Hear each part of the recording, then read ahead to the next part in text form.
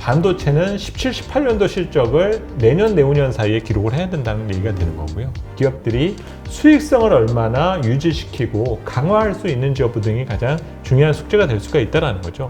3200선에 접근했을 때 결정하시는 거는 조금은 위험한 선택이 될 수도 있지 않을까.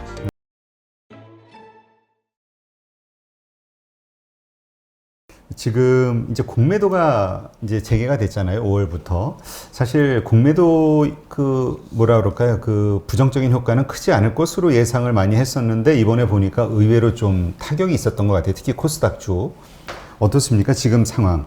그냥 지금 이런 상황으로 그냥 잘 수습이 되는 건가요? 아니면은 이 공매도로 인해서 주가가 더 내려갈 수 있는 확률은 점점 더 커져가는 건가요? 우선 제도적인 문제를 가지고 자꾸 시장 의견에 대한 판단을 갖는 것은 별로 좋지 않은 행태다라고 말씀을 계속 드리고 있어요. 말 그대로 공매도가 우리 경제를 망치고 자본시장을 괴멸시키는 제도라면은 있어야 될 이유가 전혀 없는 거지 않습니까? 네. 그리고 이 공매도에 대한 순기능과 그 여러 제도적인 문제점 등을 보완하기 위해서 우선 재가동되어 있는 상태다라고 볼 수가 있을 것 같고요. 문제는 지금 시장에 대한 변화의 이유를 모두 공매도에서만 찾으려 하시게 된다라면은 시장을 이해할 수 있을 만한 능력과 그 판단력은 계속적으로 약해지실 수밖에 없다라는 거예요. 모든 것들에 대한 핑계가 다 기승전 공매도로 끝나버릴 수 있는 개연성이 생긴다는 점입니다. 그러면 지난 6개월, 1년 동안 경제와 자본시장에서 공부하셨었던 그 모든 것들을 그냥 날려버리시는 거가 되실 수도 있다라는 거거든요. 물론 공매도의 영향이 없다라는 말씀까지 드리는 부분 등은 아니지만 그게 시장을 판단하고 우리 경제를 해석하는데 전부일 수는 없다라는 거죠. 그리고 너무 과도하다. 그렇죠. 여기에 만약에 매몰되시게 된다라면은 말 그대로 모든 것들을 그 이유에서만 이유를 찾게 되고 내가 투자하는 것들에 있어서 가장 원칙적으로 찾게 되는 것이 이 기업의 다음 분기의 실적, 내년에 대한 실적, 영업활동의 변화 이런 것들을 보시는 게 아니라 대차정고 추이가 어떻게 변하느냐들만 추적하실 수밖에 없게 된다는 거예요. 그래서 이 사안에 대해서는 너무 오래 의식하시지 않는 부분 등이 앞으로 이제 투자 활동을 오래 하시는 데 있어서는 조금 더 편해질 수 있는 측면 등이 있다라고 생각하시고 받아들여 주셨으면 합니다. 네. 그러면 그 어린이날 있었던 일들을 뉴스를 통해서 보면은 그 백화점이고 유원지 쇼핑몰 사람들이 엄청나게 북적북적 됐다 이런 네네. 얘기가 있거든요. 그러면서 이런 것이 그 실제로 이제 그 어떤 백신 정국이 왔을 때 그 보복 심리라고 하잖아요. 보복 소비 심리. 이런 것들을 하나 상징적으로 보여준 게 아니냐. 조금 더 우리가 바깥으로 자유롭게 나가게 됐을 때 이렇게 소비가 확 늘어나게 되지 않을까? 이런 예상하시는 분들도 있더라고요. 어떻게 보세요? 가능성은 있죠, 당연히. 그리고 또 우리가 많이 지쳐있지 않습니까? 그렇죠. 예, 그런 부분에서 뭔가 소비에 대한 정상화는 자연한 수순에 있다라고 보는 부분 등이 맞는 것 같고요. 문제는 이 과정에서 그게 어떤 지속 가능한 투자 유인이 되는 것이냐. 우리가 이제 그동안 코로나 피해주라고 의식되어 왔었던 여러 산업과 기업들에게 뭔가 정상으로 되돌리기 위한 하나의 어떤 촉매제가 될 수 있느냐 이런 의미에서는 너무 꼭 과대 해석해야 될 부분 등은 분명히 아니다라는 거죠. 또 일부 또 투자자분들 사이에서는 그런 맥락에서 중국 소비주들 이런 것들까지 다 막 연장해서 보시는 경우들이 그렇죠. 많더라고요. 국내도 소비주들 중심으로. 그렇습니다. 근데 오히려 그런 해당되는 분야는 더 세밀한 관찰이 저는 필요해지는 시기에 왔다라고 생각을 해요. 너무 단순 논리거든요. 단지 이제 소비가 크게 살아나기 때문에 소비주가 오를 것이다. 그렇죠. 이 얘기는 단순하다. 그렇습니다. 문제는 지난 1년 동안에 그 산업에 무슨 일이 있었는지 기업에게 무슨 일이 있었는지를 우리가 살필 필요가 있다라는 거예요. 정말 그렇게 사람들이 많이 몰린다고 한다라면 또 몰리는 것에 대한 부작용을 우리가 의식 안 할 수는 없는 상태거든요. 그러면 말 그대로 뭔가 정상적인 재개를 했는데 감독 당국이나 방역 당국에서 또 한 번의 제재가 가해질 경우에는 어떤 영향을 우리가 또 생각을 해야 되는가. 또, 최근에는,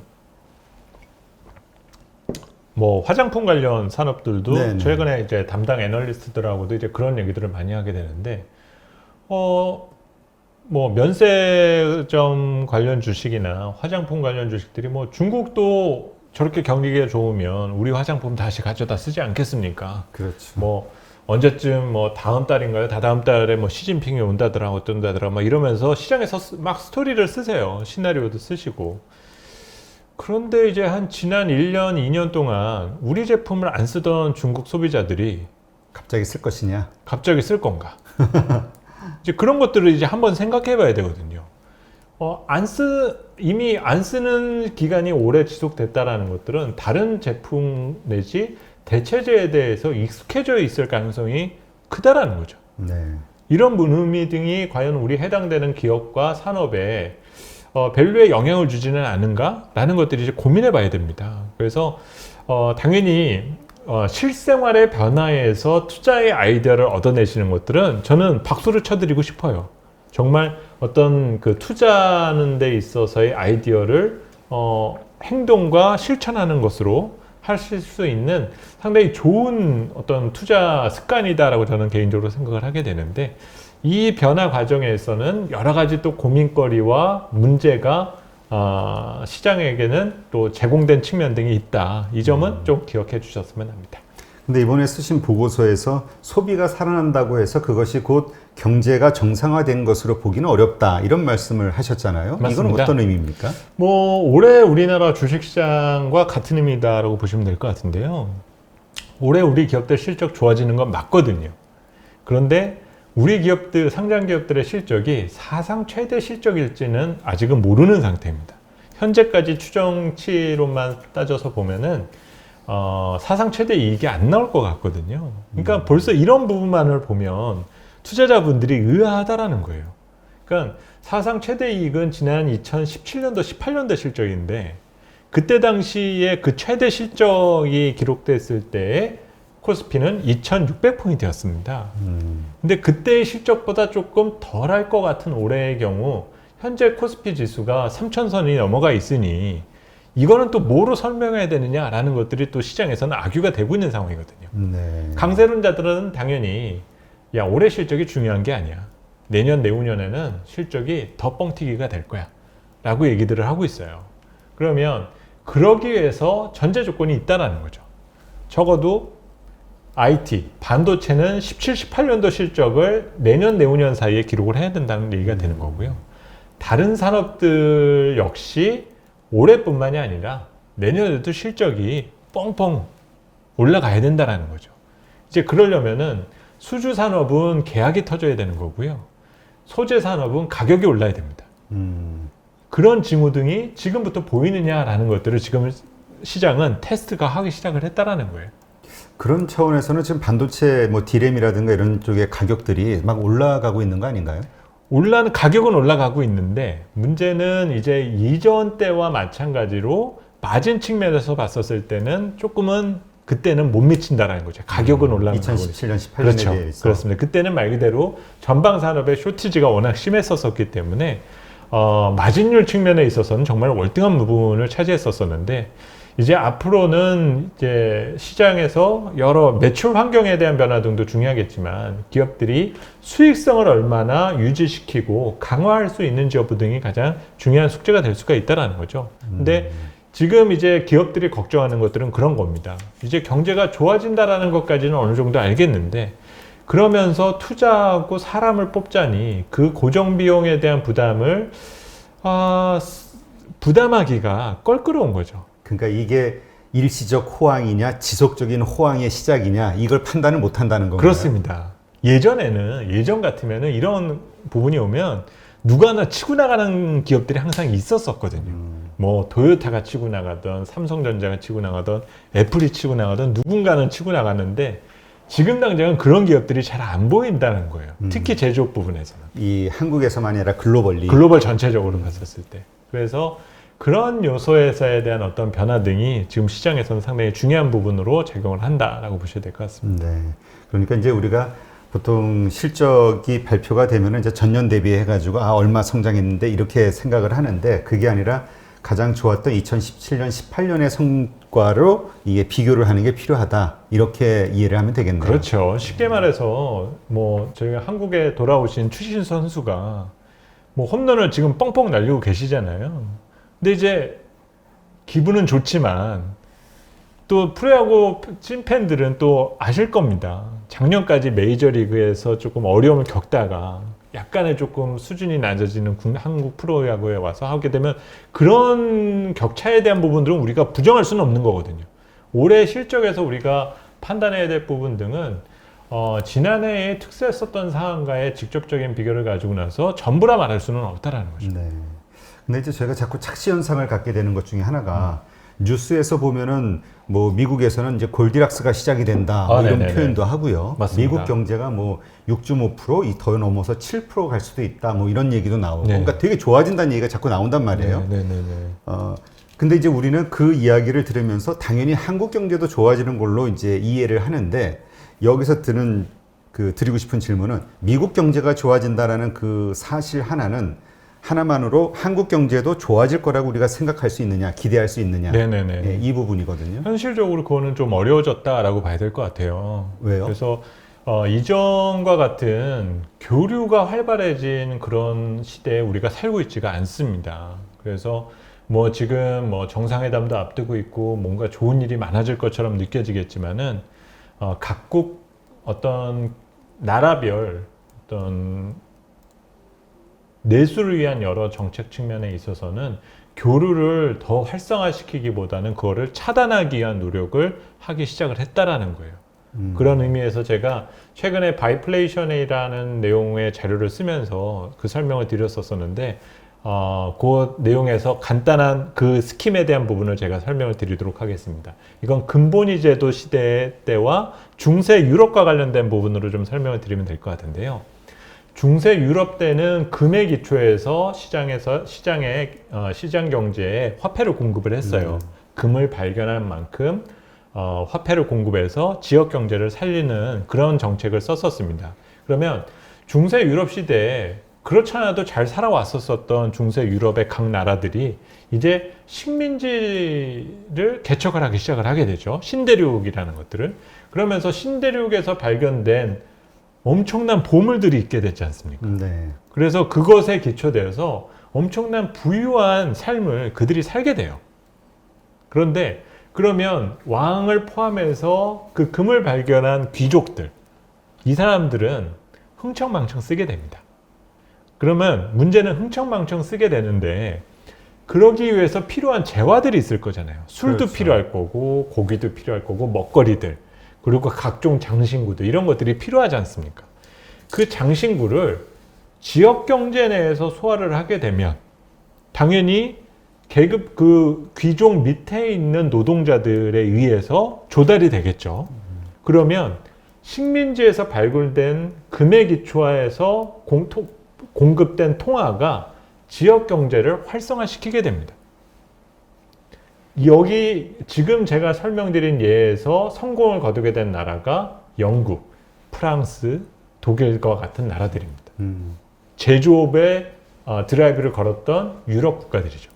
그런데 그렇지 않은 나라들이 있었어요. 포르투갈, 스페인 이런 나라들은 식민지에서 금은보화를 가져와서 흥청망청 썼는데 그러다 보면 내부적으로 엄청난 인플레가 만들어지죠. 그러면 여기에서 내가 필요한 재화라든지 이런 것들을 그냥 수입해다 씁니다. 수입해다가 쓴다라는 것들은 내가 금을 가져와서 금의 기초에서 시장 경제에 뿔린 통화가 시장 경제 그 세금을 내줘야 될 노동자들에게 전달되지가 않고 밖으로 빠져나간다는 얘기가 돼요. 그러다 보니까 시간이 경과되면 경과될수록 국력이 약해지는 현상을 겪게 됩니다. 그게 지금 남유럽 국가들이라는 거죠. 이 얘기는 다시 말하면은 지금 시장에 미국도 돈을 풀었고 유럽도 돈을 풀었고 중국도 돈을 푸는 이 모두가 돈을 푸는 현상이 나타난 상태에서 이 돈들이 밖으로 빠져나가지 않고 경제를 되살리기 위해서는 그 돈들을 묶어두기 위해서 일자리를 국내에서 만들고 제조업에 투자를 해야 되는 시대에 우리가 들어서고 있다는 겁니다. 그러니까 미국이 6% 성장을 하던 중국이 13% 성장을 하던 그거하고 우리하고는 그렇게 밀접한 연관이 되는 부분 등이 아니다라는 얘기인 거예요. 우리도 우리 내부적으로 살아남기 위해서 투자를 무엇을 해야 되느냐 이런 것들을 조금 더 고민하는 것들이 필요하다라는 겁니다. 네.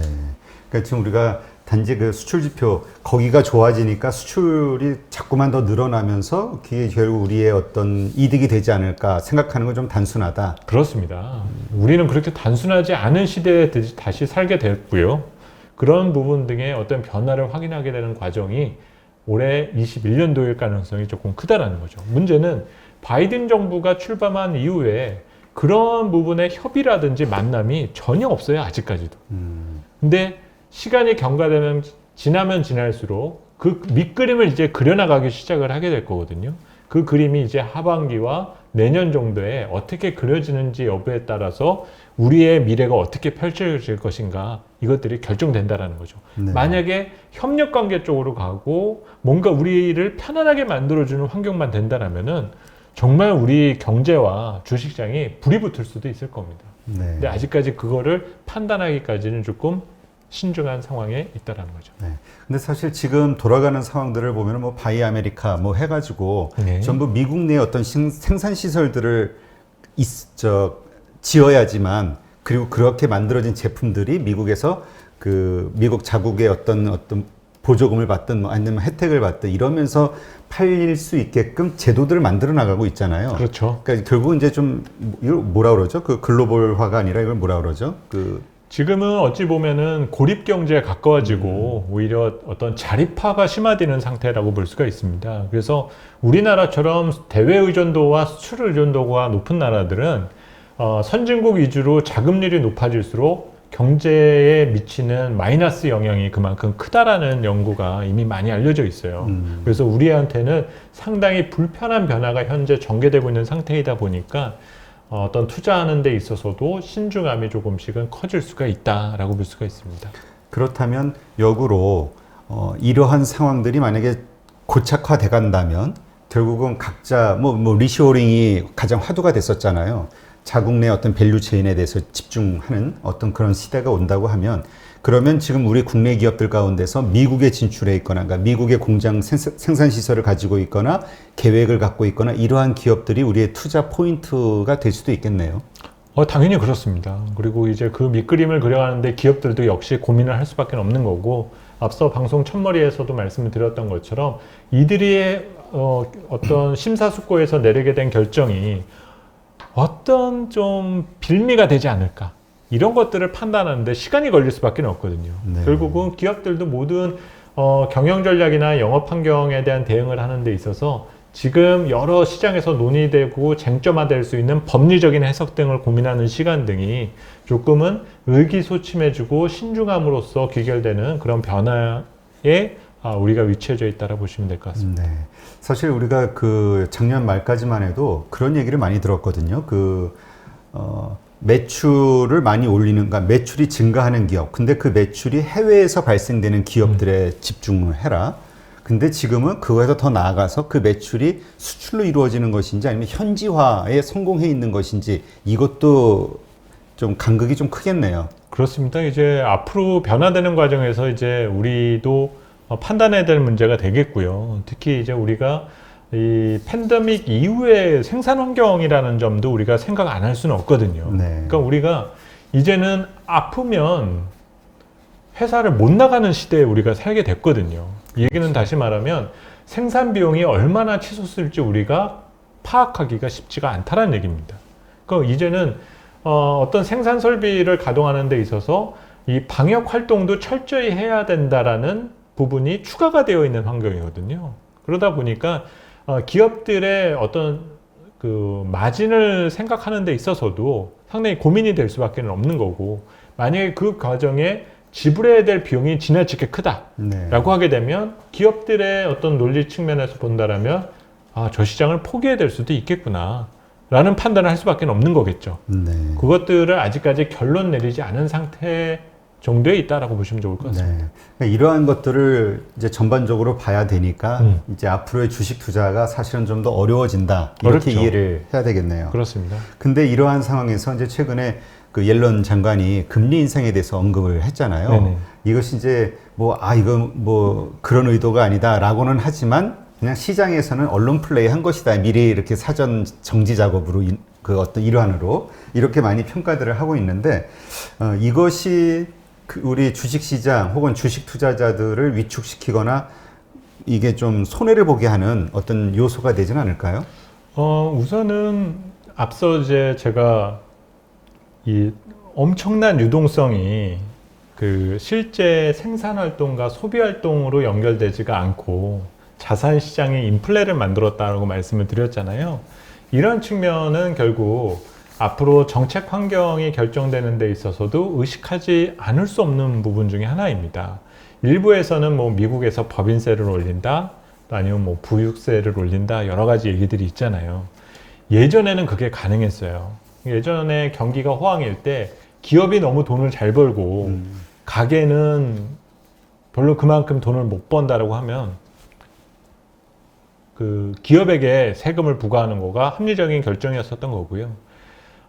정말 경제가 너무도 좋아서 가계의 소비가 흥청망청해질 정도로까지 조금 절제가 필요한 시기에 왔다라고 하게 되면은 가계의 소득세를 건들게 되면서 소득세나 부가가치세 등과 같은 이런 직간접세에 대해서 세수 정책을 가져갔던 것들이 그 시장 유동성을 통제하는 데 있어서 정부가 할 수 있는 기능 중에 하나였었습니다. 근데 지금은 법인세나 소득세를 건들기에는 그 규모가 그렇게 별로 크지가 않아요. 네. 기업들이 어마무시하게 돈을 많이 번 것도 아니고요. 가계가 세금을 더 낼 만큼 소득이 증가하지가 않았습니다. 임금이 늘어난 게 없잖아요. 그렇다면 결국은 세금은 어딘가에서는 거쳐야 되는데 그 대상지가 계속 자산시장의 어떤 캐피탈 게인, 자본소득의 쪽으로 겨냥할 가능성이 상당히 크다라는 거죠. 그래서 그것에 대한 메시지를 계속적으로 알린다라고 좀 보시면 좋을 것 같고요. 제가 지난주에 냈던 자료에서도 썼던 표현이 있습니다. 역사적으로 지난 70년 미국 경제를 보니까 미국 경제의 골디락스의 시작은 항상 정부에서 시작을 해서 중앙은행이 끝냈다라는 표현을 제가 거기서 썼었거든요. 중앙은행이 끝냈다는 거는 뭐 긴축이라든가 금리 그렇습니다. 인상 결국에는 긴축에서 끝났다라는 부분인데 재무장관이 쓸 수 있는 표현은 아니죠, 사실은. 그렇죠. 네, 근데 재무장관 입장에서 지금 뭐 여러 자산시장의 거품이나 이런 얘기들을 꺼내게 되는 거는 정책 금리와는 조금 무관하게 지금 자산시장에서 형성되는 여러 이런 그 가격 상승이나 어떤 이런 변화 등에 대해서 어떤 세수 정책이 조금 겨냥을 하고 있다. 이런 메시지라고 좀 보시면 좋을 것 같아요. 네. 그러니까 이러한 요소는 뭐 투자하는 분들에게 그렇게 좋은 뉴스는 아니잖아요. 좋은 뉴스는 절대로 아니죠. 예, 그러니까 그리고 충분히 변동성이 나올 수 있는 부분인 거고, 그나마 조금 이제 다행스러운 표현을 쓰자라면 세금을 통해서 자산 시장을 억누르겠다라고 하는 것은 그렇게 썩 효과를 내본 적은 없습니다. 왜냐하면은 경제가 잘못되면 걷어들일 세금이 더 줄어들게 되니까, 그거를 우리가 흔히 레포 곡선 효과라는 표현을 우리가 쓰게 되는데요. 그래서 적당한 수준까지는 이제 그 세금을 거둘 거야 라는 것들에 대한 메시지를 앨런 재무장관이 지금 조금씩 언지를 주고 있다는 정도로만 보시면 될 것 같아요. 그러면 이 질문을 하나 더 드릴게요. 금리 인상이 발표가 됐을 때 혹은 금리 인상을 이제는 다음에는 해야 될 거야 라는 어떤 직접적인 언급, 테이퍼링에 대한 언급이 나왔을 때 과거 2013년이었나요? 그때 네네네. 엄청나게 발작을 했었잖아요. 네네네. 주식시장 폭락하고 그런 상황이 재현되는 건가요? 아니면 이번에는 그게 왜냐면 어떤 분은 첫 번째 금리 인상은 오히려 주가 상승, 경제가 좋다는 얘기니까 주가 상승의 뭐 요인이 된다 이런 말 하시는 분들도 있고 해가지고. 근데 그 부분은 꼭 기억을 해두시고 이거는 메모를 꼭 해두시면 좋겠는데요. 그 금리 인상에 대한 발언 등으로 인해서 2000포인트대에 있던 저희 코스피가 1850까지 추락을 했어요. 문제는 그 이후부터 올라가기 시작한 코스피가 2,600까지 달렸었다는 점입니다. 잠깐의 변동성은 있지만 네. 충격은 있지만 네. 그게 오히려 그렇습니다. 상승으로 간다. 항상 경제가 감당할 수 있을 때 정책금리를 올리게 되지 감당할 수 없는데 정책금리를 올리는 일은 지금까지 단 한 차례도 있어 본 적이 없었어요. 그렇기 때문에 긴축 발언이라든지 금리 인상이다라는 이유가 시장의 방향을 바꾸는 일은 절대 있을 수가 없다. 그거는 한참 시간이 지나고 나서 온 경우들이 많고 오히려 그 이후에 침체의 시그널이 됐었던 거는 금리 인상을 한 이후에 장단기 금리가 역전되는 현상. 그게 이제 침체의 그 경고등이 들어왔다라는 쪽으로 해석이 되었었던 것이 대부분이었었지 그 전까지는 항상 그런 영향을 주었었던 것은 없었다라는 것을 꼭 메모해 주시길 바랍니다. 네, 그 말씀 들으니까 또 안심되는 분들이 많을 것 같은데 그럼 좀 미시적인 질문 하나 마지막으로 드릴게요. 네. 지금 아까도 말씀하셨듯이 시크릿컬 업종들 뭐 조선주, 뭐 화학주, 건설주, 철강주 막 요새 잘 올라가는 거 있지 않습니까? 네네네. 지금 여기 올라타는 게 맞습니까? 아니면 다음에 올 거를 가서 기다리고 있는 게 맞습니까? 저는 개인적으로 지금 3,200선에 접근한 위치에서는 따라가는 것은 별로 그렇게 큰 효용을 내지 못한다라고 판단이 들어요. 그리고 충분히 이해할 수 있는 부분입니다. 오늘 같은 경우도 보면 뭐 보험주라든지 은행, 뭐 철강, 화학 뭐 이런 것들의 주가들이 올라왔는데 투자자들의 관심 영역에 밖에 있었었던 업종이죠. 결국은 지금과 같은 변화는 우선은 하위 타선에서 안타가 터졌다. 연속타가 터졌다. 이렇게 조금 생각해 보시는 부분이 중요할 것 같고요. 지금부터 이제 투자자들의 고민은 이거죠. 저 하위 타선을 상위 타선으로 배치할 건가? 주도주로 인정하고 거기에 합류할 건가? 그렇죠. 아니면은 상위 타선을 믿고 기다려줄 건가? 결국 이 차이 정도라고 볼 수가 있거든요. 근데 그 판단을 내리는 데 있어서도 가장 중요한 부분은 지수의 절대 수준이 가장 좀 중요하다고 저는 개인적으로 생각을 해요. 근데 그거를 3,200선에 접근했을 때 결정하시는 거는 조금은 위험한 선택이 될 수도 있지 않을까.